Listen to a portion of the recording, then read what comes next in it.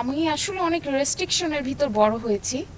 তো দেখা গেছে যে আম্মু আব্বু স্কুলে নিয়ে যাওয়া নিয়ে আসা, মানে স্বাধীনতাটার যে একটা ব্যাপার থাকে, ফ্রিডম লাইফ।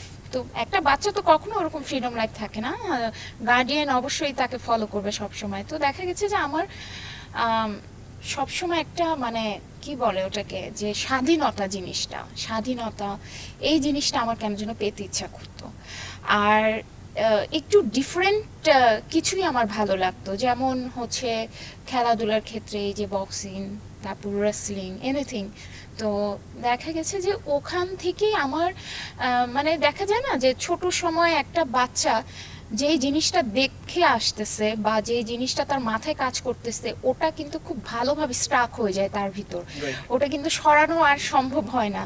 তো দেখা গেছে যে আমার ভিতরও মানে এই যে বক্সিং আর ফাইট রিলেটেড যে স্পোর্টসগুলো আছে, ওই ওই ব্যাপারটা একদমই স্টাক হয়ে যায়। ওকে, আমি যদি একটু সহজ করে বলি যে স্বাভাবিকভাবেই মেয়ে যারা থাকে ছোটবেলা থেকে একটু রান্না করতে পছন্দ করে, একটু সাজাগোজা করতে পছন্দ করে, সেই জায়গা থেকে আপনার কেন পুতুল খেলে। হ্যাঁ, পুতুল খেলে, কেন মনে হলো যে আমি এইটাকেই মানে ভালোবাসতে শুরু করেছি বা এটাকেই আমি পছন্দ করছি, কেন এটা কোন জায়গা থেকে আপনার মনে হলো? ওটা একদমই আমি যখন ক্লাস 2-3-তে পড়ি, 2-3-4-5 ওই সময় থেকে একটা ইচ্ছা যে আমি আমি আমি এরকম বক্সিং করতে চাই, একটু স্বাধীনভাবে চলবো। হ্যাঁ, আমি বক্সিং করতে চাই, মানে ওই স্ট্রেংথ পাওয়ারটা আমার খুব ভালো লাগতো, মানে আমাকে খুব অ্যাট্রাক্ট করতো ওটা। এখন আসলে জানি না, এটাই হয়তো ছিল ভাগ্যে, যার কারণে এই জিনিসটা আমাকে এত বেশি অ্যাট্রাক্ট করতো। কিন্তু অন্য স্পোর্টস লাইক ব্যাডমিন্টন, টেনিস, অনেক মেয়ের এগুলোতেও অনেক আগ্রহ থাকে।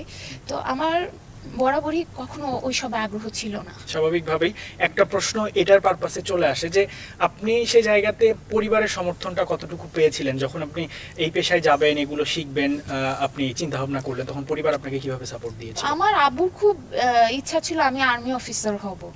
তো সে সবসময় আমাকে ছোটবেলা থেকেই ওই কথাগুলো বলে আসতো, সেনাবাহিনীর কথা, সেনাবাহিনীতে যোগদানের কথা। কিন্তু দেখা গেছে যে আমার চিন্তাধারাটা ছিল টোটালি ডিফারেন্ট।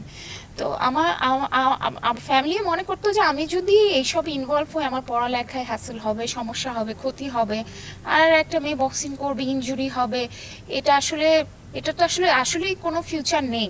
তো মানে মেয়ে কেন এইদিকে এত ঝুঁকে যাচ্ছে। তো এটা আসলে কখনোই তো প্রশ্নই আসে না বলার যে তুমি বক্সিং করো।